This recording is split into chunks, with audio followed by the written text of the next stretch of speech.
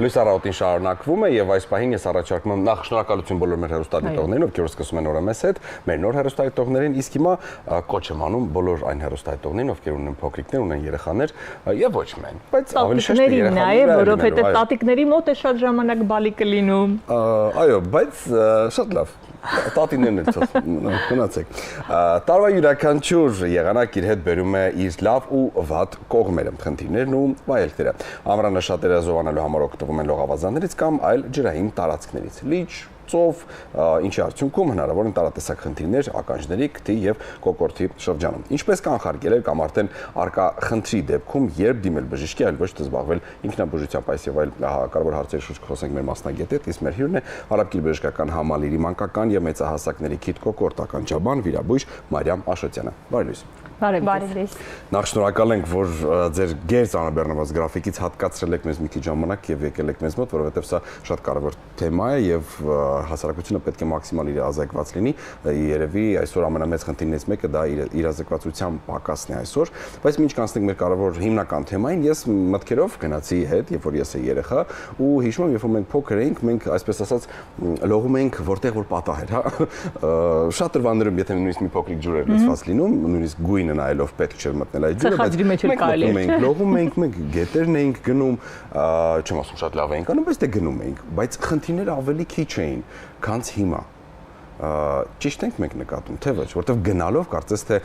խնդիրները ավելի շատանում են, տեսակները վիրուսների խնդիրները ավելի շատ են։ Սիրով պատասխանեմ ձեր հարցին, իսկապես եւ օդի աղտոտվածությունը եւ մեքենաների շատ քանակը ամեն ինչ նպաստում է եւ վիրուսների եւ ինֆեկցիաների տարածմանը, ինչ վերաբերվում է տարբեր ջրային տարածքներում լողալուն, ապա միանշանակ դա իր վատ հետքը թողնում է եւ ավելի հաճախ հիվանդությունները եւ վիրուսները տարածվում են եւ տարբեր ինֆեկցիաներ տարածվում են հենց չնախատեսված վայրերում լողալու հետևանքով։ Ինչ պետք է իմանան ծնողները այս առումով, օրինակ առաջին նվոցի ժամանակ մտածեն, թե ականջն է բռնել, տանենք բժշկի, թե կարելի է սպասել, որ դեպքերում է, որ պետք է ցուցում է տրված արագ մոտենալ բժշկին, այս մասին կխնդրեի խոսենք ու ինչ ունենան իրենց ձեռքի տակ ծնողները օրինակ։ Ուրեմն ասեմ, որ ամառվա ամիսներին ավելի շրջանառվում են արտաքին օտիտները, այսինքն արտաքին ականջաբորբերը, որոնց ժամանակ պրոցեսը տեղակայվում է արտաքին լսողական անցուղում, կարող է նաև ընդգրկել ականջախեցին։ Նախ պատմեմ մեխանիզմը ինչպես է դա տեղի ունենում, որպեսզի ճիշտ պատկերացում ունենանք բոլորս։ Մենք գիտենք, որ արտաքին լսողական անցուղում կա մաշկ, որը կարող է ենթարկվել միկրոտրավմայի։ Նույն տանը, երբ որ փորձում ենք ականջի փայտիկներով մաքրել խցանը, այսինքն ծծումբը, որը նորմալ պետք է արտադրվի եւ ունի շատ կարեւոր պաշտպանիչ նշանակություն, երբեմն ծնողները մի քիչ կոպիտ են մաքրում, ավելի խորն են տանում, կամ ինչու՞ չէ մեծահասակները փորձում են այլ տարբեր գործիքներով, իրերով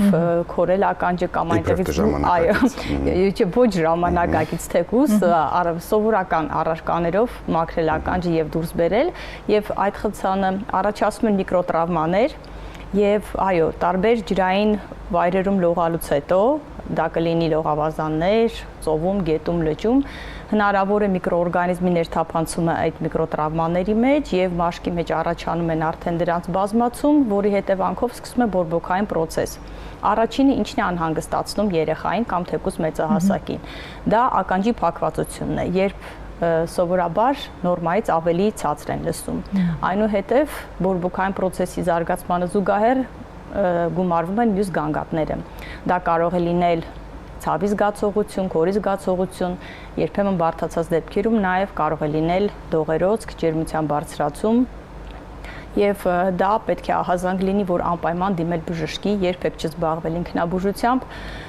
քանի որ հիվանդանոցում մենք իրականացնում ենք մանրակրկիտ զննում, օտոսկոպիա, երբեմն նաև շատ հաճախ օտոմիկրոսկոպիա, այսինքն զննում մանրադիտակով, եւ նպատակը ճիշտ գրագետ բուժումն է, որպեսզի հետագա բարդություններից խուսափենք։ Երբեմն ասում են թեման քանի չենք անցել, իհարկե շարունակելով ներողություն եմ խնդրում, քանի որ խոսեցինք ականջի չոպիկների մասին։ Դա ճիշտ է, որ ականջի չոպիկները ընդհանրապես պետք է վերացնել տանից, որովհետև այդ process-ով մենք ոչ թե մաքրում ենք ականջները, այլ ավելի բարդացնում եւ ավելի, այսպես ասած, ներս ենք բրդում այն պարունակությունը, որը պետք է իբրև թե մաքրենք։ Շատ լավ հարց է, միանշանակ պատասխանեմ, որ այդ ականջի փայտիկները նախատեսված են ընդհանրապես ականջախեցու վրա արկա կորությունները մաքրելու համար։ Ներս երբևէ պետք չի տանել։ Այո, արտաքին հատվածը։ Արտաքին լսողական անցուղում արտադրվում է ծծումբը, գեջ ասվածը, որը արդեն նշեցի, ունի պաշտպանիչ բակտերիցիդ նշանակություն։ Եվ երբ որ փորձում են տանը ազատվել դրանից, ապա հրում են դեպի ներս, այո, եւ երկարատև այնտեղ կուտակումը առաջացնում է արդեն խցանում, նույն փակվածության զգացողությունը։ Իսկ ինչով մաքրենք լավ այդ դեպքում։ Պետք է մաքրել լողանալուց հետո մեծ կտոր բամբակով կամ սրբիչի ծայրով։ Շատ լավ։ Այնինչ բոլորս առաջին բանը որ գնում ենք, ասում ենք փոքրիկների համար նախատեսված մաքրիչները տվեք, այնինչ փոքրիկների ու մեծերի չկա, պետք է ընդամենը ավանդական մեր տատիկներն ու մայրիկները ինչ մեզ արել են։ Եվ ասեմ ավելին, կներեք, քանի որ շատ են այդպիսի դեպքերը, պետք է ուղղակի տեղեկացնեմ, որ առողջ արտաքին լսողական անցուղի մեջ երբեք ջուրը եւ խցանը այդ ծծումբը չեն մնում։ Ծամիչ գործողությունների ժամանակ խոսելիս, հորանջելիս տարբեր տատանումների արդյունքում նրանք ինքնաբերաբար դուրս են գալիս։ Եվ բնությունն իր գործը արել է, պետք չի մենք միջամտենք գործերին առումով։ Իսկ կրկներս էլի պետք է շարունակեմ այս թեման, որովհետև երեք բալիկ ու ես սրտացավ հայրիկ իր վրա շատ գործ կա, թող իմանա։ Այսպես ասած պրոբկաների, հա, բացումը ինչ ինտերվալով է պետք անել, արդյոք օրինակ 6 ամիսը մեկը դա պարտադիր է, թե պետք է սպասել, երբ որ արդեն հերթ հաստում է նրան, որ մենք հասկանում ենք, որ ինչ որ ստեղ լավ չեմ լսում, ստեղ լավ եմ լսում, ահա ուրեմն պրոբկա ունեմ։ Այդ դեպքում ինչ խորտ կտա։ Դա ընդհանրապես ենթադրություն է, ունեմ խցան թե չունեմ։ Չէ, միֆ չէ, ուղղակի բուժառում կարող է ենթադրել, եթե վատ է լսում, պատճառը կարող է լինել ծծմբային խցանը, դա պատճառներից մեկն է, բայց չունի ինչ որ պարբերականություն, ուղղակի կան բուժառումներ, որոնց մոտ նորմայից մի փոքր ավելի շատ է արտադրվում այդ ծծումբը եւ դառնում է խցան։ Իդեպ դա կարող է ախտորոշվել միայն բժշկի կողմից զննման արդյունքում եւ շատ կարևոր նշանակություն ունի հատկապես հանգստի մեկնելուց առաջ կատարել այդ բժշկի մոտ, քանի որ ականջում խցանը, երբ որ դուք խցանով գնում եք ծով եւ լողում եք ջրում, ջուրը ինքը խցանի մեջ է անցնում, խցաններ է ծծվում եւ ծավալով մեծանում, սեղմում լսողական անցուղու պատեր ու նորից դառնում արտաքին ականջաբորբի պատճառ։ Դրա համար միշտ ինչ այդ պետք է պրոֆիլակտիկ ուղղակի մոտենալ, նայել, զննել, եթե կա խցան հեռացնել, նոր ավելի հանգիստ խղճով մեկնել հանգստի հնարավոր բարդություններից խուսափելու համար։ Հաճախ երբ լողավազան են գնում, առաջարկում են, ասում են պետք է փակել ականջները, անհրաժեշտ է արդյոք փակող ինչ-որ սարքեր դնել ականջին, թե պետք է բնականon թողել այդ ջրի մեխանիզմը, այլ ընթացիկ հետևել, թե բարդություններ կառաջանան, թե ոչ։ Ու նաև երբեմն երբ ծնողը տեսնում են, որ ականջից ավան մոտակա դեղատուն է գնում, ասում մի հատ ականջի կաթացնելու բան կտակ, այս է ինչքանով է ճիշտ, եթե դեռ ցուցում չկա բժշկի կողմից կաթիլների։ Պատասխանեմ առաջին հարցին, նախ ականջը փակել, արտաքին լսողական անցուղին փակել ուղակի պետք չէ, եթե չկա դրա ցուցումը, իսկ ցուցումը դա թմկաթաղանթի վնասումն է, եթե ունենք թմկաթաղանթի ամբողջականության խախտում, նախկինում տարած ականջաբորբերի պատճառով եւ բնականաբար երեխան կամ մեծահասակը չեն ուզում զերծ մնալ օգտվելու այդ հաճույքից լողավազանում կամ ծովում լողալուց, ցանկալի օգտագործել նախատեսված այդ բիրուշի ասվածները, որպեսզի ջուրը ավելորդ միկրոօրգանիզմներով չթափանցի ավելի խորը հատվածներ։ Իսկ եթե չկան այդպիսի առողջական խնդիրներ, ապա բացարձակապես փակելու կարիք չկա։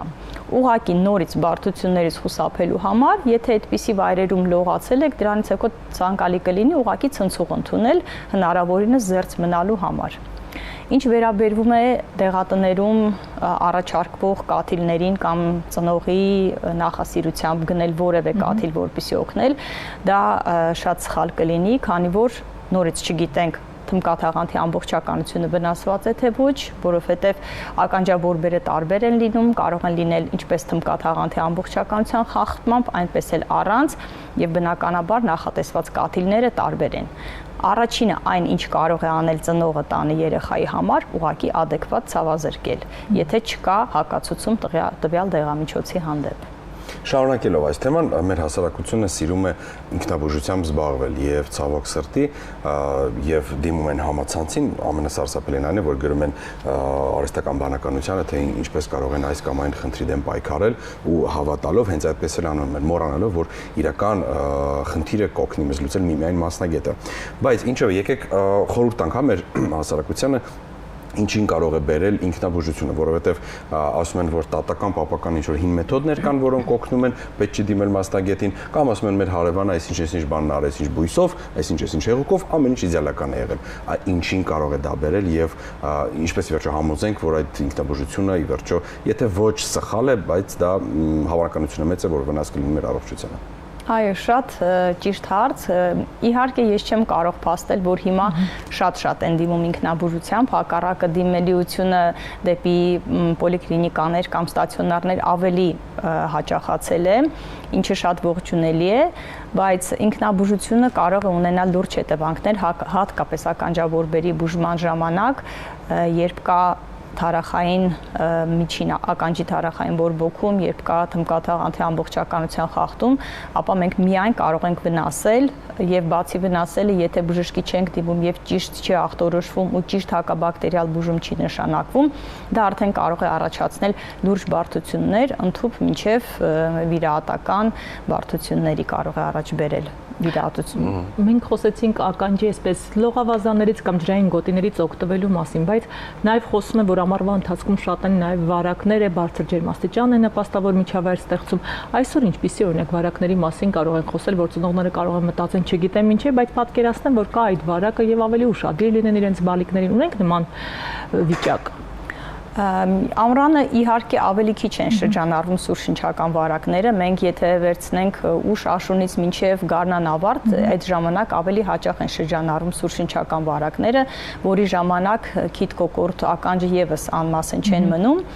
բայց ամառվա ամիսներին եւս կա որոշ տոկոս եւ պետք չէ ուղակի անտեսել եւ ջերմության բարձրացումը եւ ինքնազգացողության վատացումը, դրանք կարող են լինել ինչպես տարբեր վարակների հետևանքով, այնպես էլ արևահարության, երկարատև արևի տակ մնալու պարագայում, իդեպ ամռանը նաև մեր հիվանդություններից շատանում են քթային արյունահոսությունները, որոնք կապված են քթի լորձաթաղանթի չորացման հետ եւ հաճախ առաջանում է լորձաթաղանթի ատրոֆիա, կեղևներ եւ դրանց դուրսբերման ժամանակ մեխանիկորեն առաջանում են քթային արյունահոսություններ եւ այս դեպքում եւս ճիշտ կլինի կանխարգելել, այսինքն չմնալ արևի ուղիղ ճառագայթների տակ, օգտագործել պաշտպանիչ քսուկներ, գլխարկներ, ինչպես նաև քթի խոռոչը խնամել տարբեր խոնավեցնող միջոցներով եւ տարբեր ծողաշիթերով լվացումներ կատարել։ Այ շատ առօրյա եւս մի կետ եմ ուզում անդրադառնալ, երեխաները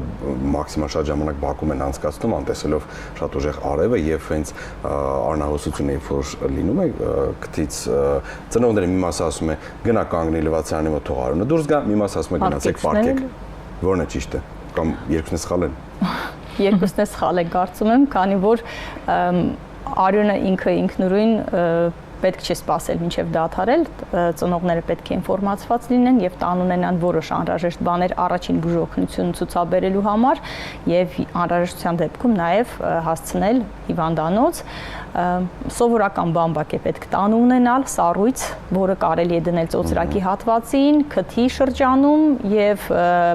բամբակը մտցնելով արյունահոսող քթային անցուղի ուղակի մեխանիկորեն սեղմել եւ սեղմած պահել 5-ից 7 րոպե։ Եթե չկա մակարդելության խնդիր, ապա այդ ժամանակահատվածում արյունը կդադարի։ Պարկած ժամանակ դա վտանգավոր է, կարող է հետին պատով հոսել եւ ներքին, այո, չէ, իջնի ներքև կարող է տհաճ լինել, ինչպես նաեւ եթե դա քնած ժամանակ լինի եւ անտեսեն, կարող է ասպիրացիայի վտանգ առաջացնել։ միանշանակ պետք է ծնողը միջամտի եւ փորձի մեխանիկորեն ինքը դադարեցնի մինչեւ հիվանդանոց հասցնելը։ Երբեմն լսում են ներողություն եմ խնդրում։ Նստած վիճակում սովորական այդպես նստած վիճակում ծոծրակին դնել սառույց մոտ 10-20 րոպե եւ արյունահոսող կողմը բամբակը դնելուց հետո երկու կողմից քթի թևերը սեղմել դեպի միջնապատ ու այդպես սեղմած պահել ուղղակի նստած վիճակում։ Բավականին օգտակար խորհուրդ։ Երբեմն լսում ենք ասում են դե փոքրիկ է, երեխայի մազանոթները նուրբ են, կմեծանա ամեն ինչ լավ կլինի, ու այսպես սպասում են թե երբ է երեխան մեծանալու։ Ձեր խորհուրդը որն է, որպես մասնագետ։ Հա, ասում են երեխայի մազանոթները նուրբա դեռ կլինի։ Իրականում դա այդպես է, թե պետք է ավելի հետևողական լինել այս հարցում։ Քթային արյունահոսությունը փոքր տարիքի երեխաների մոտ հաճախ հանդիպող խնդիր է եւ բնականաբար միշտ չի որ պետք է սպասել։ Այո, երբեմն դա կարող է լինել նորմայի տարբերակ, երբեմն կարող է կապ ունենալ քթի միջնապատի կառուցվածքի հետ, մեխանիկական տրավմաների արդյունքում, երբ ունենք միջնապատի թեքում, այդ մազանոթները ավելի արտահայտված են, ավելի հասանելի, ավելի մակերեսային եւ անգամ փռշ տալուց կամ հարբուխի ժամանակ կարող է առաջանալ այդպիսի արյունահոսություններ։ Սպասել ոչ թե պետք է, ապա այլ հակառակը պետք է դիմել, հետազոտվել, դիմել մասնագետից, հասկանալ չկա լուրջ խնդիրներ, իսկ այդ էպիզոդիկ երևույթները ուղղակի ժամանակի ընթացքում հուսով եմ կանցնեն։ Շատ լավ, այ հետաքրքիր արդյոք մենք ունենք ինչ-որ ցուցանիշներ, որովհետև նայեք, նույնիսկ ես ինքս ինձ օրինակ բերելով, երբ որ ես Երևանից դուրս եմ լինում, ու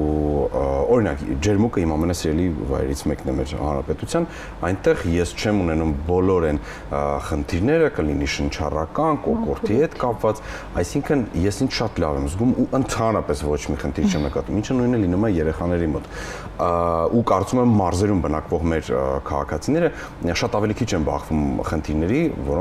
որոնց բախվում են Երևանում բնակվող մեր քաղաքացիները։ Արդյոք դա այդպես է թե ոչ եւ որն է առավելությունը, հա, մարզերում բնակվելու, ավելի մաքուր է օդը, ավելի քիչ է աղտոտված, թե այլ ինչ-որ կետեր ունենք։ Մարզ իհարկե նայած ինչ մարզի նկատի ունենք, եթե կան մարզեր, որոնք այո շատ հարուստ են բուսականությամբ եւ բնականաբար այնտեղ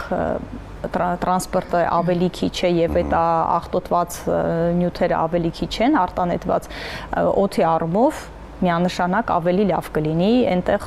ցանկացած մարդու վիճակ, իսկ ինչ վերաբերում է ուղղակի հիվանդություններին, ապա որոշ քրոնիկ հիվանդություններ որոշ սեզոններին ունենում են սրացումներ եւ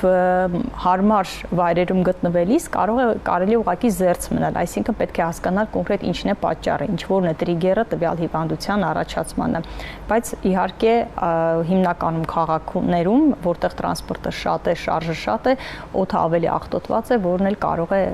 նպաստել որոշ քրոնիկ հիվանդությունների ավելի սրացման։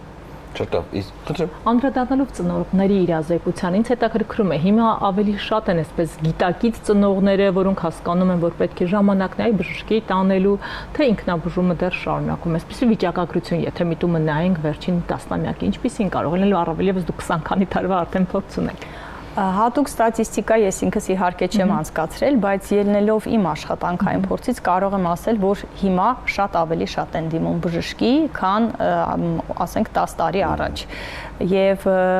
առաջնային բուժողակ դիմելությունը եւս բարձրացել է եւ շատ կարեւոր է առաջնային բուժողակի ճիշտ աշխատանքը, այո, ժամանակին եւ ճիշտ մասնագետի ուղղորդելու համար, որովհետեւ շատ հիվանդություններ պահանջում են մուլտիդիսցիպլինար մոտեցում, որ պետք է ուղղակի ընտանեկան բժիշկը, առաջի ուղղակի աշխատող բժիշկը ճիշտ ախտորոշի, ճիշտ տարբերակի եւ ուղղորդի ճիշտ մասնագետի, բայց դիմելիությունը չեմ կարող ասել ցածր է, հակառակ ավելի բարձր է, քան նախկին տարիներին։ Ինչ մեր հյուրներ Արաբկիր բժշկական համալիրի մանկական եւ մեծահասակների քիթ-կոկորտ ականջաբան վիրաբույժ Մարիա Մաշոտյան, շնորհակալ ենք շատ որ ժամանակ հատկացրեցիք մեզ եւ եւս մեկ անգամ կոչ հորդոր խնդրանք մեր հեռուստատողին, մեր հասարակությանը, որ կապ չունի խոսքը միայն այս ուղղության մասին չի խոսքը, ընդհանրապես մշտապես պետք է դիմել մասնագետին, այլ ոչ թե զբաղվել ինքնաբուժությամբ կամ լսել այս կամ այն հարևանների խորհուրդները։ Ճիշտ է, հարևանը վատը խորհուրդ չի տա երբեք, բայց մասնագետը ինչու են մասնագետները մեր կյանքում, ինչու են Շնորհակալություն, այո, կարևոր խորհուրդների համար, զգոնության համար, որպեսզի ավելի զգոն լինեն մեր ծնողները։ Ես եմ շնորհակալ ձեր տաղավարում հյուրընկալելու համար, եղեք առողջ։ Շնորհակալություն ձեզ, լավ որ ընդմիջվենք շատ արագ կրկին լավ թեմայի շուրջ ենք խոսելու, մնացեք մեզ հետ։